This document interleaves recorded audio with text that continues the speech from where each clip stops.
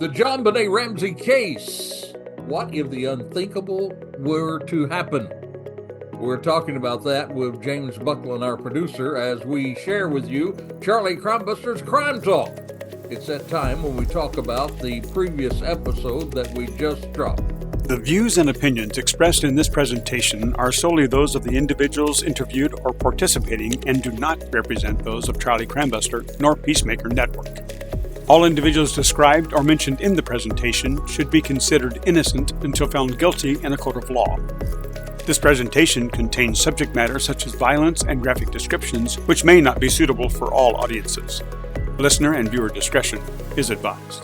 So, James, how about giving everybody a welcome and tell them how they can find us out there on that big web highway? Yes. Welcome, everybody. Welcome to Charlie Crimebuster Crime Talk.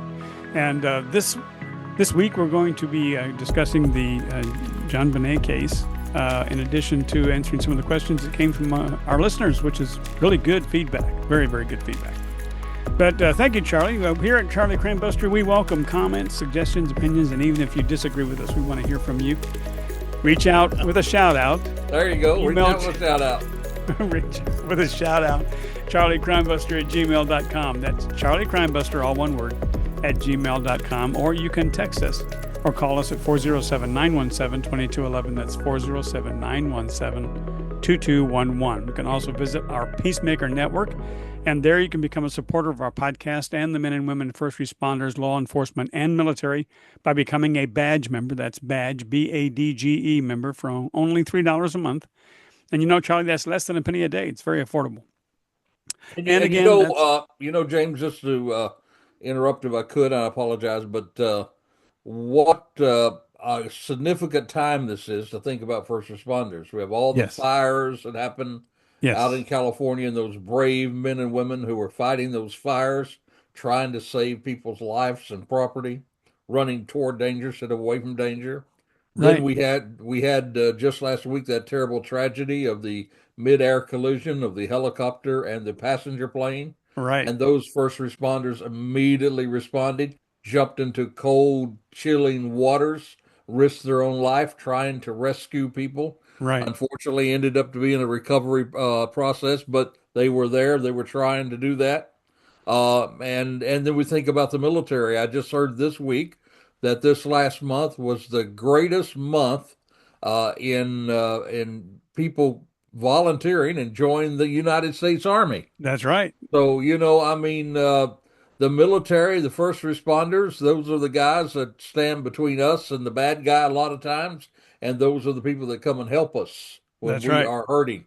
So I think this is a good time to really encourage people to go to peacemakernetwork.com, find out how they can be a part of helping those folks, and at the same time help us with the program. Absolutely. And if they're a true crime junkie, like we always say here at Charlie Crimebuster, and they like to binge cast, where you actually sit in the car or sit in your home or sit on your couch or whatever, and you listen to our podcasts, you can do that at charliecrimebuster.com. That's charliecrimebuster.com or youtube.com/charliecrimebuster. Either way, you can binge cast as much as you want. Also, too, you can visit our Facebook page, facebook.com/charliecrimebuster. And you can also visit us at TikTok, which is tiktok.com/charliecrimebuster. And since you are visiting us here on YouTube, we would like for you to just simply click that subscribe button, and we thank you. There you go. By the way, a lot of people will be binging eating this coming Sunday because it's time for the Super Bowl. That's right. Fly, Eagles, fly. As we are recording this, next Sunday will be coming up in a few days. Will be the Super Bowl. That's right. So a lot of people will be there, and rest assured, the first responders will be there as well to try to protect the public, because this is a big public event. Would be a good target for terrorists, but I think everybody's going to be safe, because I'm sure they're going to have that thing locked down without a shadow of a doubt. Oh, no doubt. Yeah, no doubt. Well, this is a series that's referred to as Unthinkable. And what did you mean by that? Well, the unthinkable, we're talking about, first of all, we're talking about unthinkable crimes, that these kind of things could happen. Right. But beyond that, there are things within that has certain what we call unthinkable outcomes or unthinkable possibilities. Like last week, we were talking about the Idaho College murders, and the unthinkable in that particular podcast that we covered was that the attorneys for Brian Kohlberger had petitioned the court to throw out the major part of the evidence, and that's the DNA.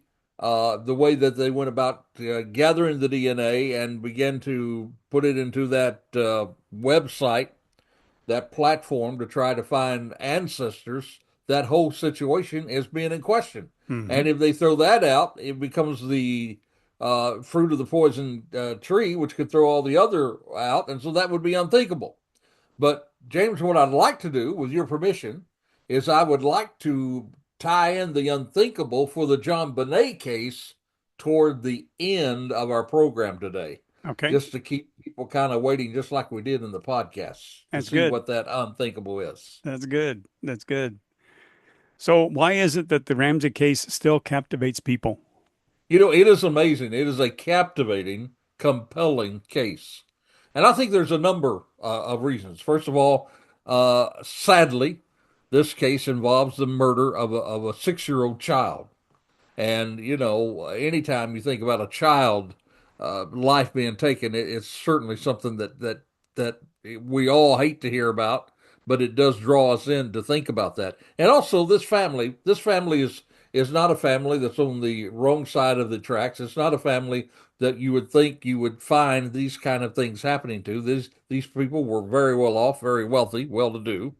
And unfortunately, as in many cases that grabs people's attention, there was the at least the implied sexual part of it. Howbeit it was evil sex, it was child abuse. But I think the main reason, James, why it still captivates people today, beyond all that other stuff and the glamour and the way the media took it and ran with it and all that, the biggest reason it captivates us is to this very day this crime is unsolved. Hmm. Hmm. We do Yep. not know who did the deed. That's true. That is very, very true. So, what happened on Christmas night in 1969 in the house? Well, the Ramseys had gone to dinner with some friends. Hmm. It was Christmas night, and they returned a little later in the evening.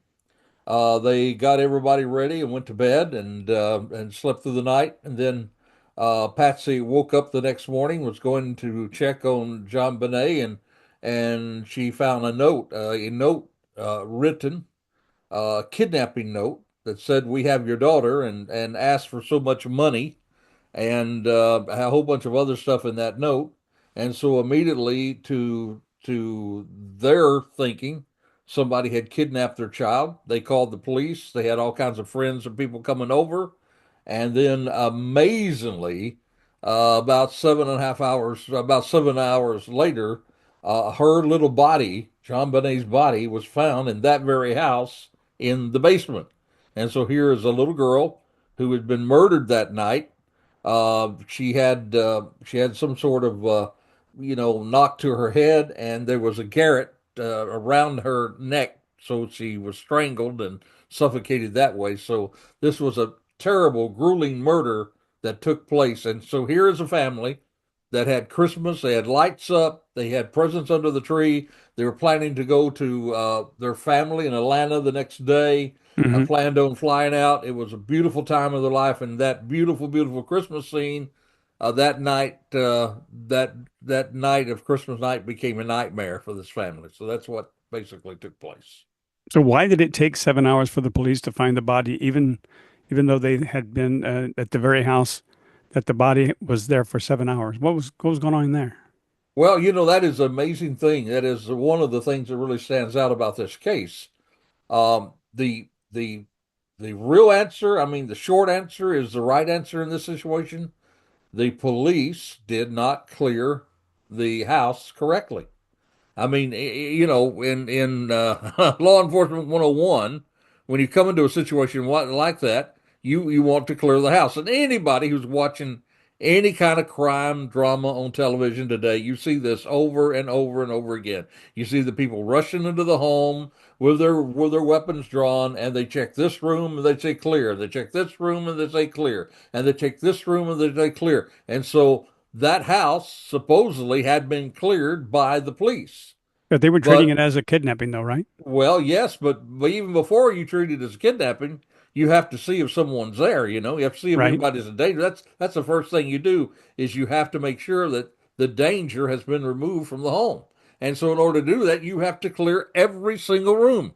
And this was a basement. This was a room off the basement, and this body was there. And amazingly, while and this is the whole thing, the crime scene. This was just a really atrocious investigation.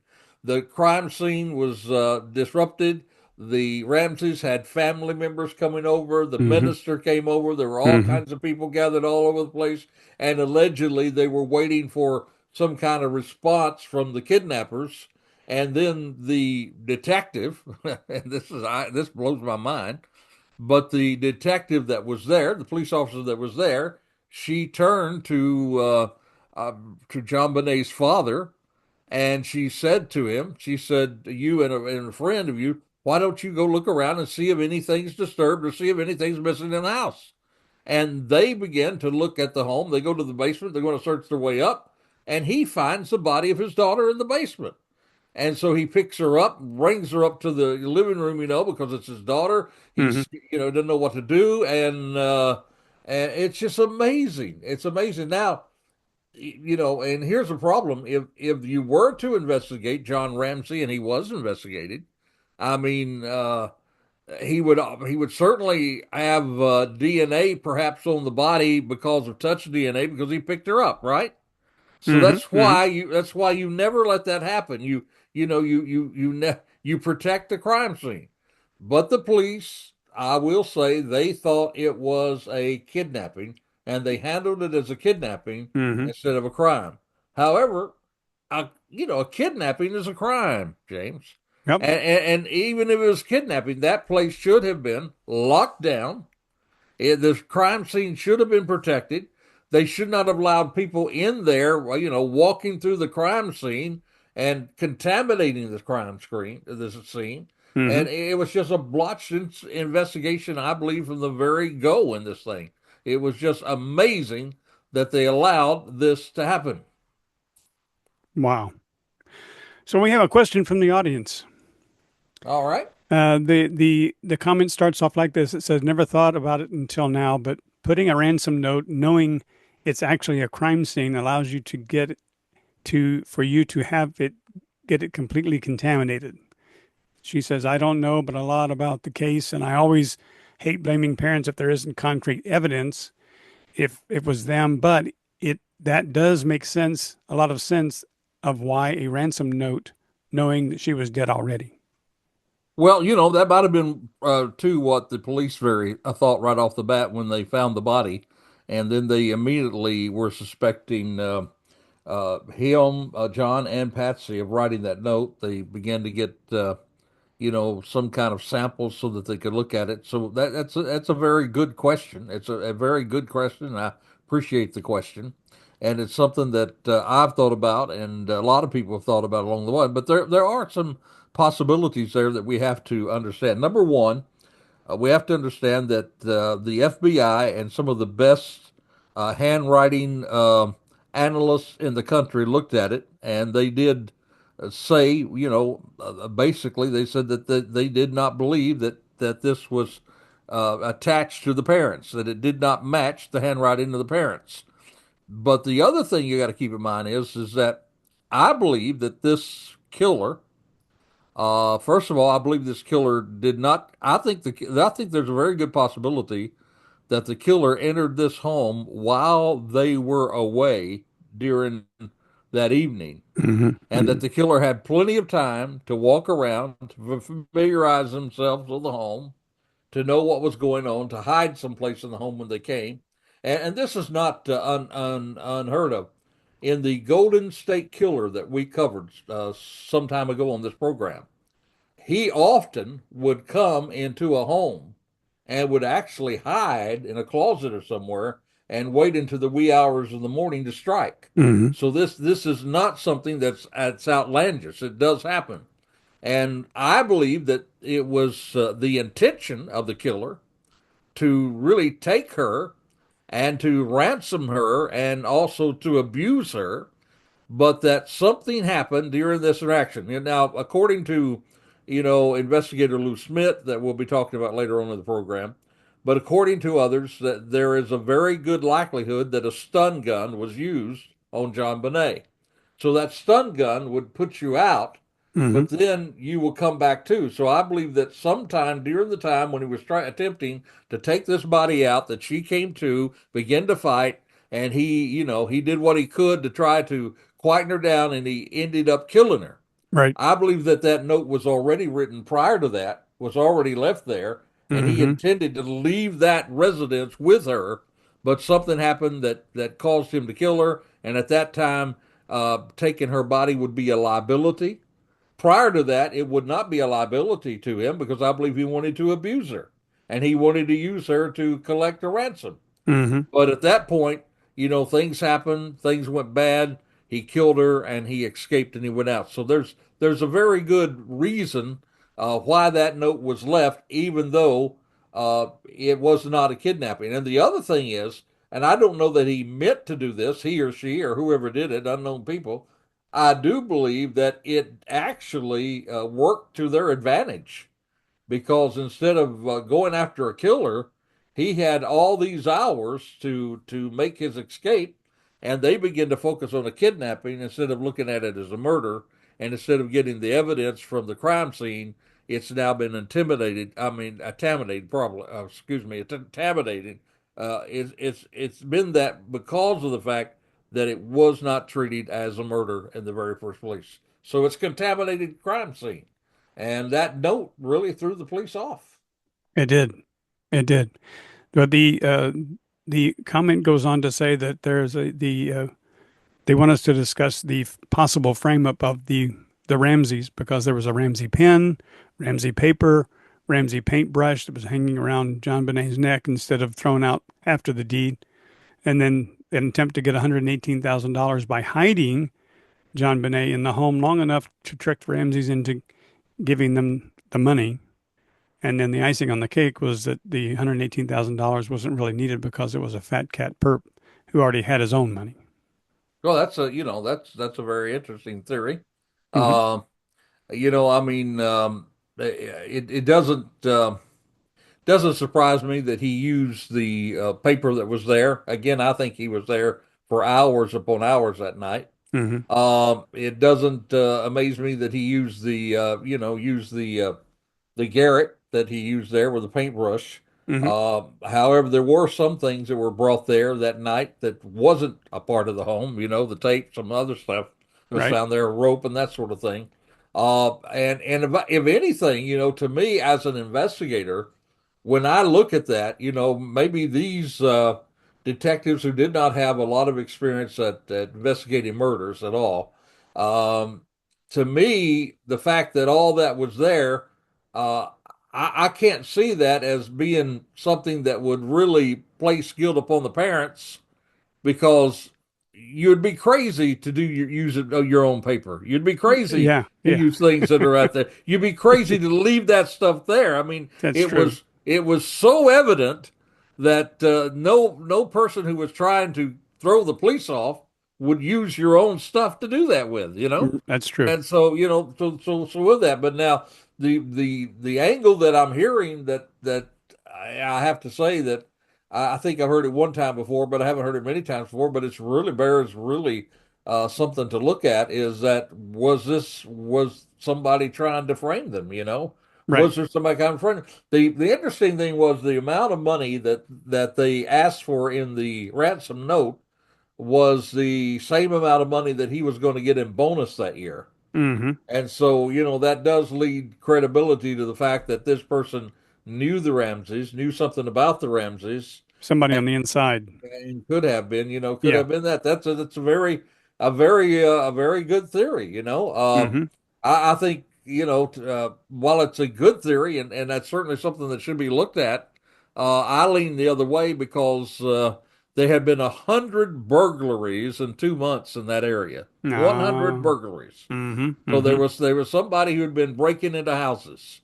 Within 2 miles of the residence, there were 38 known sex abusers. Yep. 38 known. Now I say known, James, because that doesn't include, the The ones that are out there unknowns. that are not unknown. Exactly. So, to me, I would lean toward the fact that this was a somebody that abused children, and there was, by the way, either prior to that or after that, there was another situation where a mother came home and found a perpetrator, an intruder in her home with her daughter, and she ran in and she stopped him, and he ran off. Mm-hmm. And so there, there is that. I think there are things there to really feed the story that this was an intruder and not done necessarily by the parents. Good point. Good point. Let's take a break for a moment and tell us about the crazy crook story this week. Well, the crazy, crazy crook story, and guess what? This is another one of those Florida man things, Yeah. And this particular guy, a crazy, crazy guy, this officer was investigating a car crash, and this guy comes up to him, and you always have those people who want to stick their nose in and get in your way when you're investigating those automobile accidents. I saw that happen a lot, but this guy just kept really bugging this officer, and finally, he was telling him to go away, and he wasn't listening. He was impeding the investigation, and so he said, "Now, if you don't move away, I'm going to arrest you." And this idiot looks up to him. He says, "You can't arrest me." I always loved that when people said I couldn't arrest them. I really loved it when they said, "I'm not going to jail." And I would say, "You're going to jail. I may not be the one to get you there, but eventually someone will get you there." Yep. But nonetheless, he had the audacity to say, "You can't arrest me," because guess the reason why he told this officer he couldn't arrest him. I'm guessing he probably had something on his person. Well, he did. He had an ankle bracelet on because he was on house arrest, and he had a curfew. And he said to the officer, "You can't arrest me. I already have an ankle bracelet on, and I'm on curfew." So he thought that was the reason that the police could not arrest him.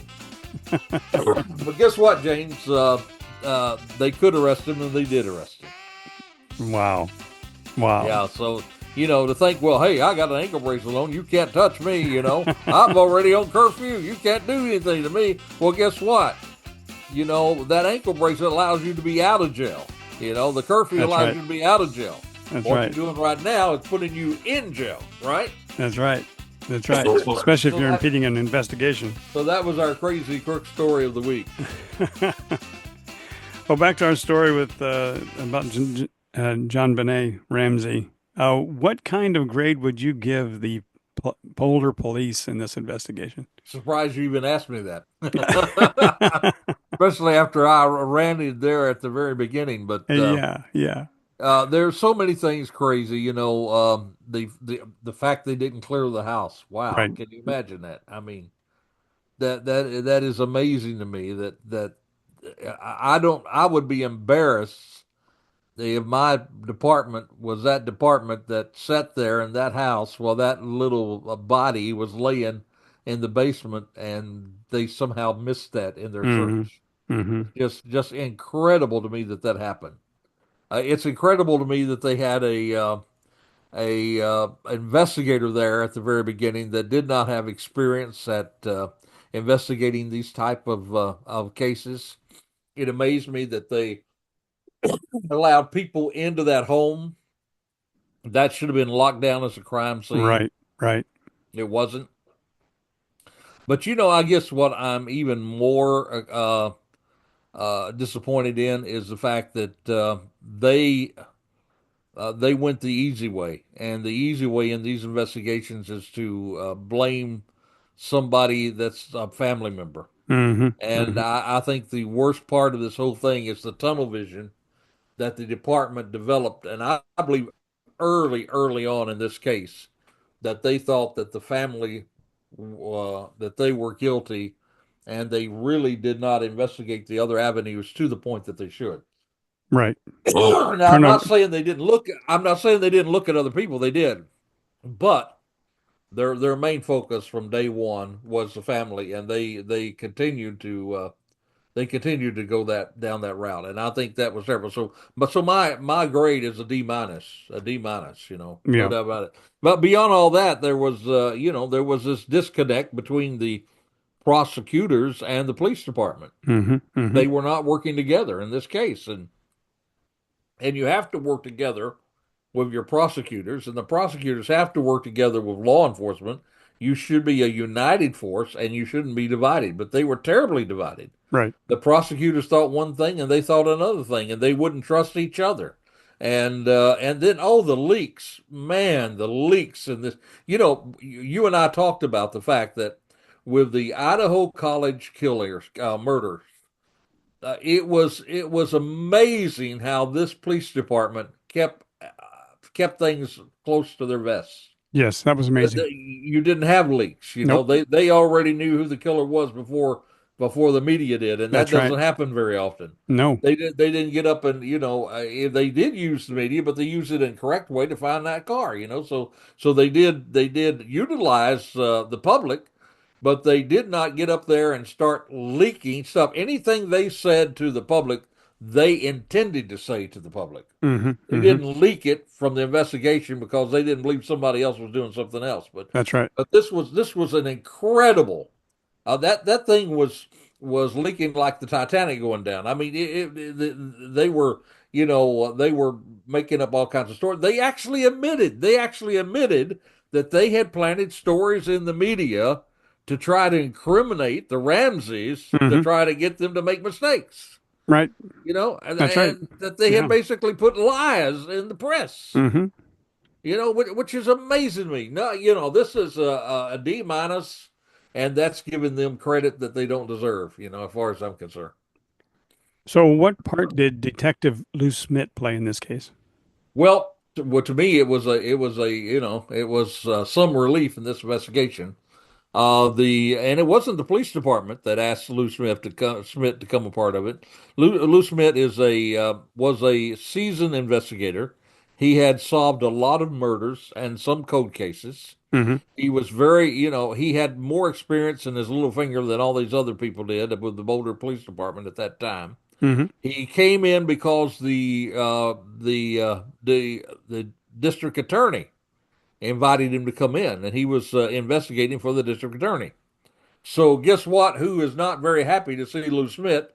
It is the police department, Right. Right. and especially when Lou Smit began to look at the investigation and said, I don't see this as something the parents are doing. I see that there's real evidence here that there was an intruder. Right. Right. There were two windows that was open that night because they had these power cords going out for the Christmas lights. Right. In the basement, there was a window that was broken. There was outside the window there, you can see that the dirt had been disturbed. Right. And they one of the stories that the police department crooked up, they said, well, there wasn't any footprint in the snow. Well, there was no snow there at that particular point. That's right. I mean, there was snow, but it was out on the outer edge. It wasn't there, at that point. He Right. said, well, if somebody couldn't get through that window, well, guess what? Lou Smit showed him. He went through the window. That's right. There was a suitcase standing there right before the window, like Mm-hmm. somebody got on the suitcase and used that to push them through the window. I mean, how much more could you see that there's a real good possibility that there was an intruder that came in? There was the marks on JonBenet's body, like the marks you'd have if you were hit by a stun gun. Mm-hmm. Lou, Mm-hmm. Lou Smith's the one that came up with that. They had that body a long time before Lou Smit got there. They never saw that. They never even thought about that as a possibility. Wow. So Lou Smit was, I believe he's a top investigator. I believe he's going in just the right direction. And when he saw that this police department had such tunnel vision that they were going to come and lie to a grand jury to try to get them indicted, he said enough is enough, and he resigned from the case. Mm-hmm. But guess this, even though he resigned from the case, James, he did not stop investigating it. And he investigated this case all the way up to his death. And even now, there are all kinds of information that he has that he's given to the investigators and also given to the Ramsey family as they continue to try to find who did this to their daughter. Well, what part did the media play in this case? Well, this was amazing as far as the media is concerned.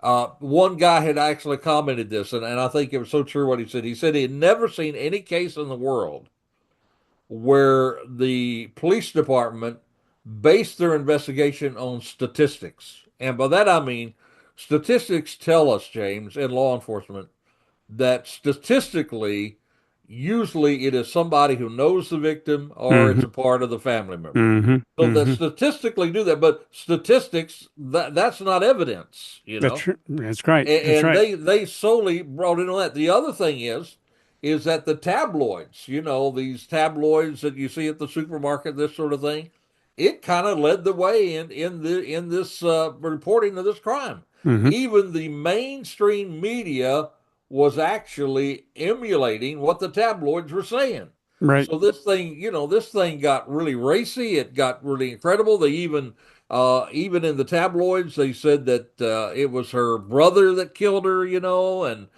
even the mainstream media, CBS did a special where they had these so-called experts in, and they began to talk about what if, and they came up with a scenario that they were having pineapple that night before they went to bed, and probably JonBenet ate one of the pineapples that belonged to Burke, and Burke got upset and hit her over the head with a flashlight. And then the parents did all this thing to cover up that crime Mm-hmm. because they didn't want them to think that Burke did it, which was ridiculous, you know.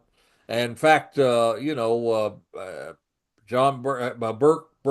ended up using lawyers to sue CBS over this. So the media, the tabloids, the sensationalism was just way, way, way out of balance in this case. And it did. It had a lot to it because the majority of the country, based on this reporting, these leaks by the police, untrue fake news, they actually believe that the Ramseys were guilty. Mm-hmm. If you took a poll, majority of people did. I don't think they do now, but they did at one time. So what's the hope in this case?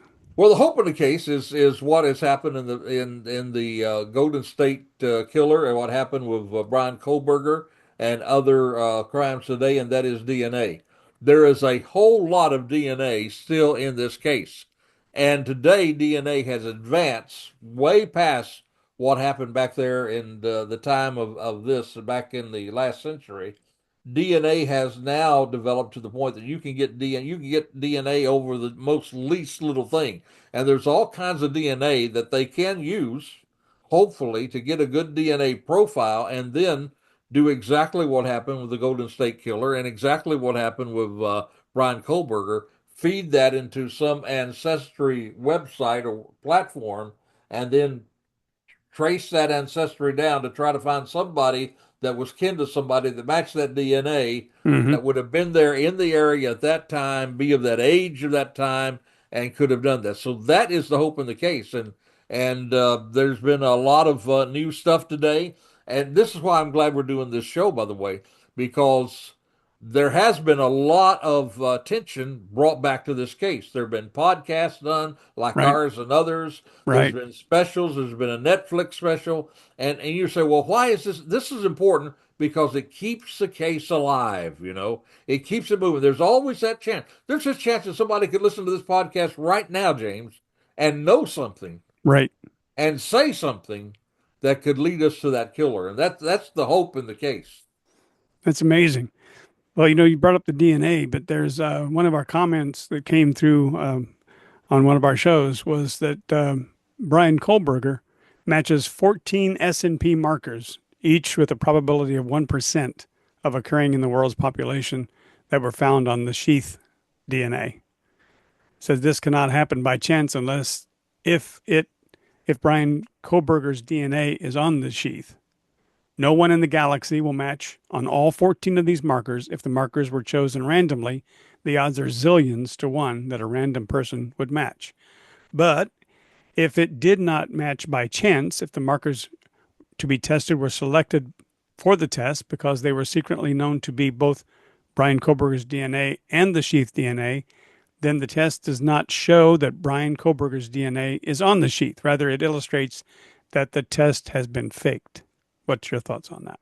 Well, I mean that you certainly could be fake, but you got and this is the whole thing that gets to me, and this I hope folks will stay tuned because next week we're going to talk even more about this, and we'll get involved in another famous case that I think we're going to talk about the unthinkable there, though. But in order for that to happen, James, you know, it wouldn't you couldn't do that with just one person, you know. You've got Mhm. so many different people looking at this. That's true. And so it would take it, it would have to be a conspiracy where so many people are in on this just to frame him. Hmm. And while I could believe that at one time or another there could be maybe one person who wants to get somebody so bad that they would fudge things, I cannot believe that you could see an entire department go down that route. On top of that, guess who else is going to have a lot of opportunity to test this? The defense is going to have Exactly. an opportunity to test this. Exactly. And so the defense can go back and they can look at it and they can look at it. So there's a lot of safeguards there to protect the integrity of the investigation. And while there certainly can be at times, and I'm not saying that it never happens, that there's somebody who tries to frame somebody, rarely ever will you find that it's more than one person because that many people are not willing to commit a crime and put themselves in jeopardy for that. Maybe one, but a lot of people are looking at this. So I think that the integrity of it, and you're going to find that that's going to be very closely found. That's why the chain of evidence is so important. Right. That's why it's so critical that all this is done in a very transparent way, that it's recorded and that it's checked and rechecked. And so I guess I'm trying to say is that there's checking and rechecking, and it's done by more than one person. So I think that that pretty well excludes that from becoming a mistake.